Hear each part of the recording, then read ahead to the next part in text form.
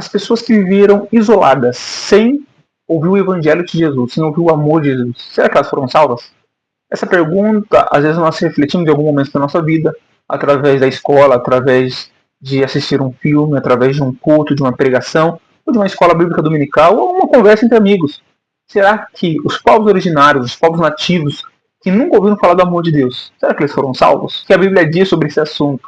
O que esse assunto diz a respeito, né, do caráter de Deus, o que revela sobre o caráter de Deus e o alcance da salvação? Quando nós falamos sobre indígenas, nós entendemos, né, por um longo tempo na história, uma deturpação do que são os indígenas de verdade. Nós já sabemos que é uma sociedade igualitária, são todos iguais, é tudo índio, tudo a mesma coisa. Mas essa é uma visão eurocêntrica que perdurou, né, que durou por muito tempo aí, na nossa história e por muito tempo no mundo. Então achando que os índios são todos iguais. Só que não. Cada povo indígena, cada sociedade indígena tem as suas individualidades, tem as suas práticas, religiões, tem as suas práticas políticas, tem seus idiomas, né? Tem a sua cultura, tem a sua variedade de coisas diferentes umas das outras. Não são todos iguais. E isso fica por muito tempo na sua história, o que marca a ideia dos povos indígenas. Por uma coincidência fonética, as pessoas associam o termo índio e o termo indígena. Só que elas não têm relação nenhuma entre si. O que acontece na verdade? A palavra índio vem junto com Cristóvão Colombo, quando ele chega na América, e ele acreditava que tinha chego às Índias orientais. E com esse acontecimento, ele dá o nome aos nativos da América de índio. E sabendo que a palavra indígena, ela tem ali o seu significado do latim, que vem nascidos no lugar, ou seja, é um termo que é utilizado para os povos originários, né? Os povos originários que sempre pertenceram, que viveram, que nasceram naquela terra, né? E pode ser utilizado também para populações de outros continentes, né, além da América. E a questão é de tudo, de onde vieram esses povos? Ao longo dos séculos, as teorias tentam explicar de onde os povos americanos habitaram, chegaram até a Terra da América. Então, João, os povos americanos, os nativos americanos, os povos originários da América, eles nasceram já na América? Não. O que se entende é que eles vieram da África, onde a África se entende que é o berço da civilização, é o berço da humanidade. As duas teorias mais aceitas que explicam a origem do homem americano, a primeira é a teoria do Estreito de Bering, e a segunda teoria é das imigrações esporádicas que aconteciam através da navegação pelo Pacífico. E a teoria do Estreito de Bering, ele defende que grupos humanos das regiões da Mongólia, da Sibéria, lá na Ásia, entraram nas terras americanas por uma imensa ponte de gelo na última era glacial. Os nossos ancestrais foram deixando indícios, deixando provas, resquícios de coisas nos lugares que eles passaram e que eles viveram. E o sítio arqueólogo que comprova a teoria do Estreito de Bering é o de Clovis, que fica lá na América do Norte, lugar em que se encontra pontas de pedra lascadas e esqueletos de grandes animais como de mamutes e de bisontes. No entanto, a data de existência tem sido bastante questionada entre os especialistas, pois pesquisas realizadas no sul do Chile, no extremo oposto, né, do continente, demonstram a existência de homens e mulheres bem anterior a Clovis. Mas o objetivo agora não é apresentar, dizer qual teoria certa ou qual é errada. Apenas contextualizar a migração do continente americano através dessas teorias. Então, com a chegada dos europeus na América, o continente entra em um novo período, entra em uma nova era. A América Espanhola foi um período de conquista, e na América Portuguesa foi um período de colonização. E a inclusão ou não dos indígenas como criatura a ser salva é o que determina os modos de opressão e de violência em que eles foram submetidos. No período anterior, a noção do que é humanidade, a noção de direitos humanos, a noção dos iluministas que eles impuseram ali no século XVIII, a relação que era estabelecida por espanhóis e pelos portugueses se dava a partir do critério da Igreja Católica, né, da questão religiosa católica. E a possibilidade de igualdade ou defesa dos indígenas passaria então pela comunhão cristã católica. E seu extermínio, por outro lado, estava baseado nas noções de guerra justa e na crença da sua impossibilidade de conversão. Era isso que eles entendiam. Então é justo que os povos indígenas fossem exterminados, porque eles não vão se converter. Então nós devemos matá-los e exterminá-los, porque isso é uma prática de heresia, uma prática errada. Era isso o pensamento e a imposição da Igreja Católica ali naquele período.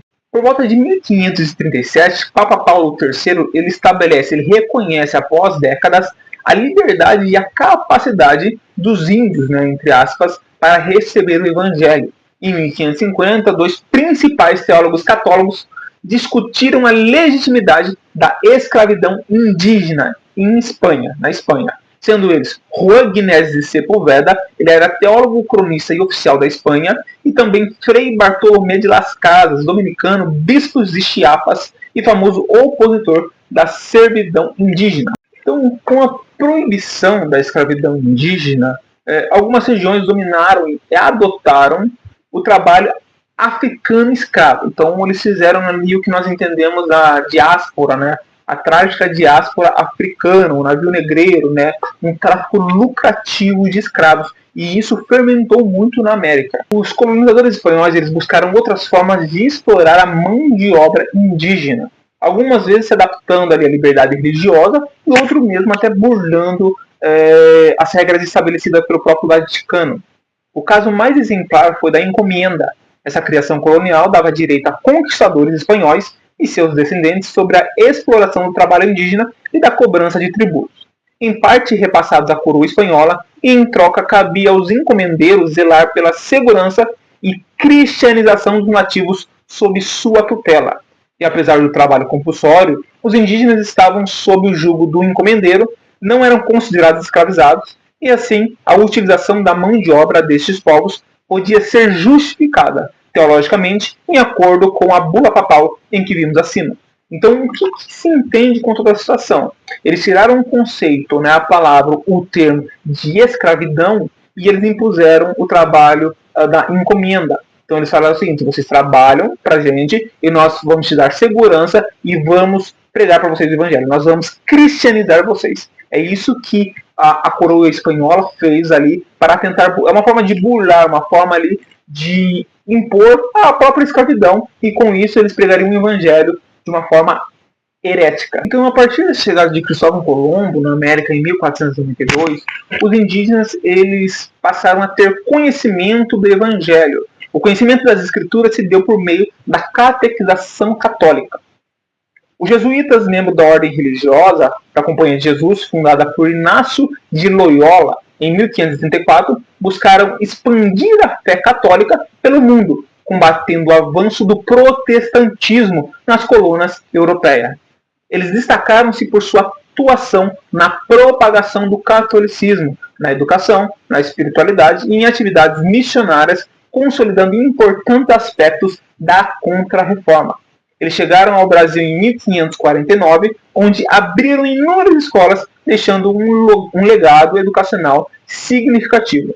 E, no entanto, seu papel foi ambíguo. Além de promoverem a educação e a transmissão cultural, contribuíram também para a colonização e a submissão dos povos indígenas, frequentemente sob o pretexto da conversão. E sobre esse tema, sobre a imposição da Igreja Católica, né, eu vou deixar para um outro momento e vou parar por aqui. Essa ideia da Contra-Reforma ou da Reforma Protestante será um vídeo aí, um tema para um próximo vídeo. E perante todo o contexto que nós entendemos, com a chegada de Cristóvão Colombo na América em 1492, com a habitação dos povos nativos americanos, os povos originários americanos ali, através do Estreito de Bering, né, ou através da imigração por meio do Oceano Pacífico, dependente das duas teorias, há 20, 30, 50 mil anos atrás, como defendem os especialistas. Imagine todo esse tempo.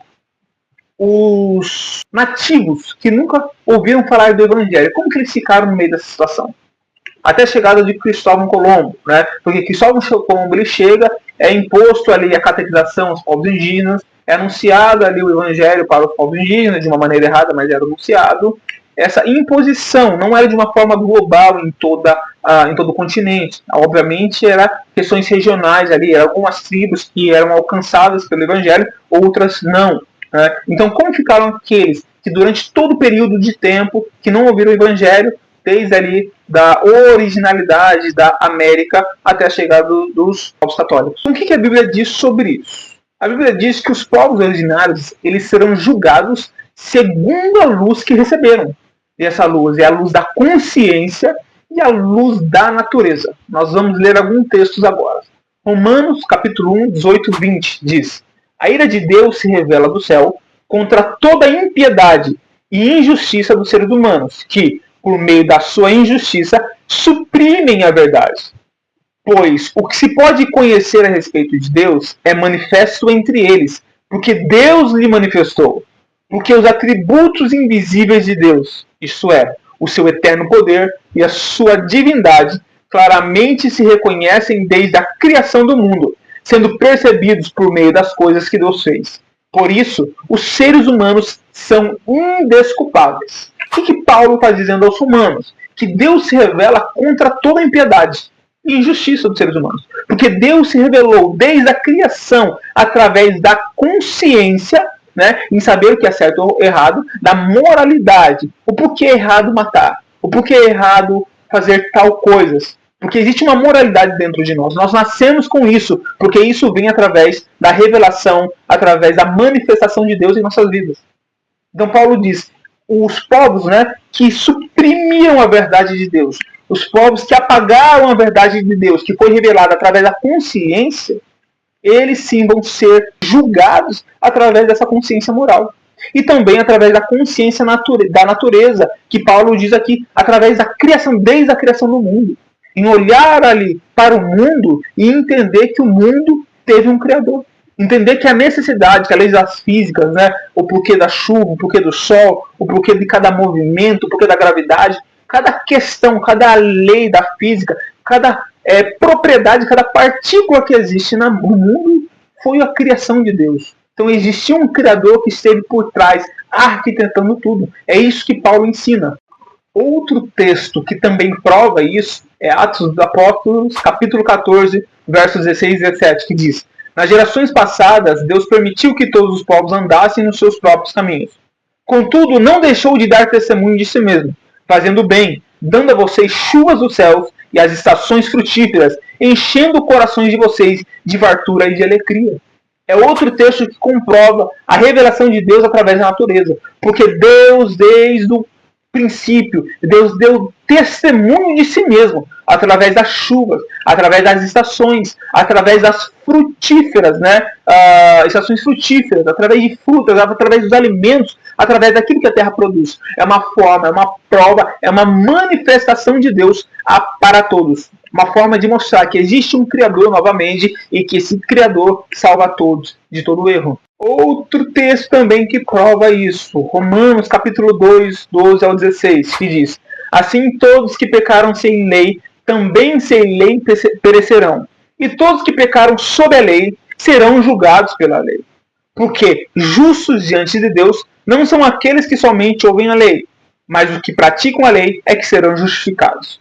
Quando, pois, os gentios que não têm a lei, fazem por natureza o que a lei ordena, eles se tornam lei para si mesmos, embora não tenha lei. Olha o que Paulo diz. Os gentios que não têm a lei, no caso dos povos indígenas, não foi levado o evangelho até eles, não foi levado o conhecimento de Deus até eles, levado a lei até eles, eles fazem por natureza, é algo natural, a moralidade que existe entre nós, o que a lei ordena.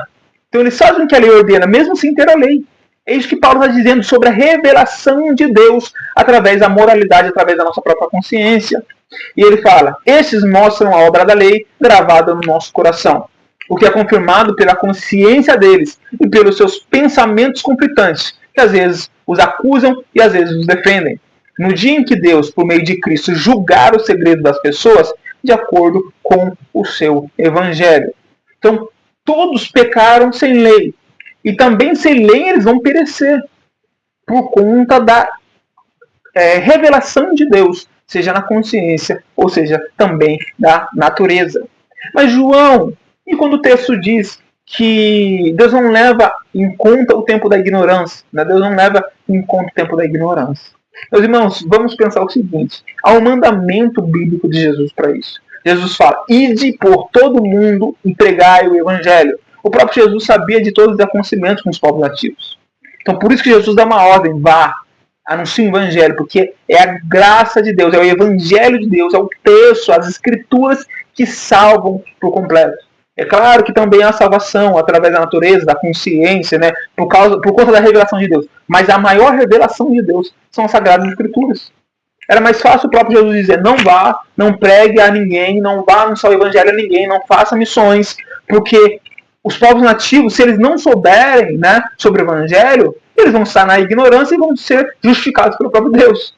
É a mesma ideia, é o seguinte: há um missionário que ele vai para uma ilha, e ele vai pregar para a ilha. Há muitos pastores que dão ilustrações aí, né, como o pastor Augusto Nicodemos, né, Dias, que falam o seguinte: se um missionário for numa ilha, ele vai pregar o evangelho, ele vai anunciar, e metade da ilha se converte e outra metade não, quer dizer que a metade da ilha que não se converteu foi mandada para o inferno por conta do missionário. Porque se eles não soubessem do evangelho, eles seriam salvos por conta da ignorância. Você está entendendo que como as coisas não concluem, como as coisas elas não se conectam, não tem base bíblica para isso? O que o texto diz de Romano foi que as pessoas receberam a revelação de Deus na consciência e na natureza, só que elas sufocaram a verdade. Elas preferiram sufocar a verdade de Deus e por isso eles serão julgados perante a lei, mesmo sem receber a lei, por conta da revelação da moralidade que existe em nossos corações. Então, é um assunto complexo, é um assunto difícil de dizer se serão salvos ou não, mas para você, na sua concepção, os povos originários serão salvos ou não, mediante tudo isso que nós conversamos? É claro que, se você pensar de certa forma, que isso depende muito da situação. Se aqueles que não receberam o evangelho de Deus, mas eles receberam a revelação de Deus, seja na consciência ou seja na natureza, que há um Criador, há um Salvador de tudo, sim, eles serão salvos. Mas aqueles que sufocaram, como Romanos diz, a consciência, ou sufocaram a revelação de Deus, eles sim perecerão. Então, novamente, deixa seu like, deixa seu comentário, se inscreva no canal, ative o sininho. E o que vocês acham? Os povos originários serão salvos ou não? Mediante a fé, mediante a consciência, mediante a revelação de Deus na natureza.